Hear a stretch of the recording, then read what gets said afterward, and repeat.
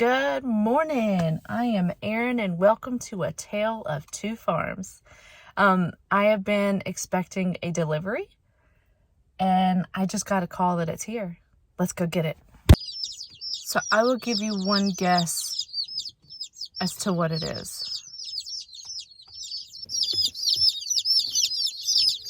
So hopefully their little chirps aren't too loud. So these chicks came from Murray McMurray. I have ordered from them several times before, and I have nothing but good things to say about them. Their chicks are healthy. They come in great shape. They come in a box with plenty of room, with a grow gel for them to eat. They're based in Indiana, so these chicks have had a long flight. But they all look great. They all look healthy. I always check their butts when I get them. Not a single one has pasty butt, which is always a great sign. Because if you have chicks, you know that pasty butt can really take a chick down. All right, so this cutie is a crevacore. It is a female, since that's what I ordered, hopefully. I do have a male, so I'm adding some more to my flock. So this is a crevacore. They originate in France, and I do believe that they are on the endangered list. Now this little one is a red-shouldered Yokohama. Oh, easy. I think it's from Japan, originated from some of the breeds in Japan. They have the really long, flowy tails, so I'm excited to see what these will do. But I'm really excited to see these guys. They are on the small side, so if I find they're kind of getting trampled, I will move them to their own brooder box. So again, this is the red-shouldered Yokohama. And this cutie right here is a sultan. As you can see, sultans have the feathered shanks all the way down. They have 5 toes and feathered shanks. They're an ornamental bird. They kind of have crests on top of their heads like a Polish would. They're beautiful when they're grown. They have big, long, vultured feathered shanks, so their feathers will point backwards. So again, this is the sultan. And this handsome little devil is the golden phoenix. These also get the really long, flowy tails, or the roosters do, I should say. The roosters get the really long tails. So I have one female outside, so I have some males and some females to add to that, so we can start having some babies. But isn't it cute? Those eyes are everything. Talk about a wing liner. Yeah, so again, this is the golden phoenix. And last but not least, this is the mottled Houdan. Oh, you can get straight this way. The mottled Houdan. So these will have really pretty black and white feathers when it's fully grown. So again, the mottled Houdan. So this is the box that they arrive in. And here, and I'll put a link in the description. Here is the website and the number to Murray McMurray. Again, they are phenomenal. I highly recommend using them if you want baby chicks. And they've got pheasants, they've got peafowls, they've got ducks. You need a bird? They got it. So this is what the box looks like. This is a bigger box because I had so many. It is stapled shut on the sides.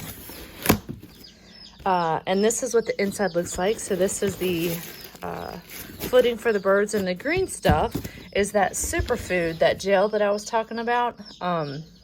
They put a scoop on each side for the birds, and that's what they can eat while they're in transit. The great thing with Murray McMurray is if you have any chicks die in transport, they will replace or refund you.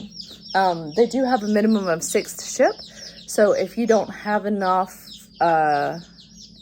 if you don't need as many replacements as they can ship, they'll just credit your account and you can use it next time you buy chicks. So again, Murray McMurray Hatchery, if you need a bird, they got it. They are great. Their customer service has always been impeccable. I have nothing but good things to say about Murray McMurray. Highly recommend them. So when you get your chicks, the first thing to do is before you even get them, you need to have their brooder box set up. So yesterday I knew they were in transit, so I set it up. I put the shavings, I put the heat plate in, and I went ahead and turned it on. I wanted to make sure that I could come and check the temperature to make sure that it wasn't too hot or not getting too cold, that it was just right. And so it gives it time to kind of regulate itself. So for about a day, maybe not quite a day, I've had the brooder plate running. Right, so as soon as you get your chicks, you want to inspect them at the post office to make sure everything is okay. But when you get them home, I do a closer inspection. So like I said, I check their butt to make sure that there's no pasty butt, because if there is, that kind of needs to be addressed quickly, because that can kill a chick quick. But then I set them in the brooder box to give them a couple minutes to kind of calm down, because again, they've had a long couple days. And I make sure that I give them water right away. I don't give cold water, I give warm water. I find that cold water kind of shocks them a little bit. So I make sure to give them warm water immediately. Now, the food was already in there because I had set it in there yesterday when I was setting up. Didn't put the water in there yesterday because I wanted to have that completely fresh. Sorry, I'm in my basement and it's yucky. So the water got put in today. Everything else was in there from yesterday. But it's very important to give them water right off the bat, because you think, these guys hatched on Monday. It's now Wednesday. And they have been in transit since Monday night. So you want to make sure that you supply them with water immediately. Not necessarily food. They had the grower gel, so they had food to eat.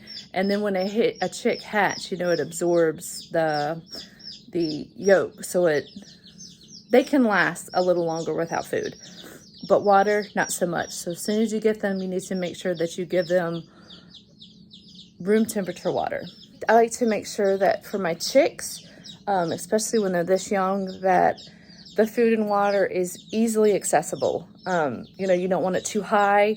You don't want it too deep to where their necks can't get down to get both the food or the water. You want to make sure that it's super easy for them to get to it, to where they're not going to not be able to get it. So you want to make it like super easy. Kindergarten, make it kindergarten. And then as they get bigger and they grow, I adjust what I have their food and water. Okay, sorry, I had to get out of the basement so that maybe you could hear me a little better. And that's the thing about their chirps. A lot of the times their chirps are just how they communicate. The more that you have them and listen and pay attention, you can tell the difference in their chirps.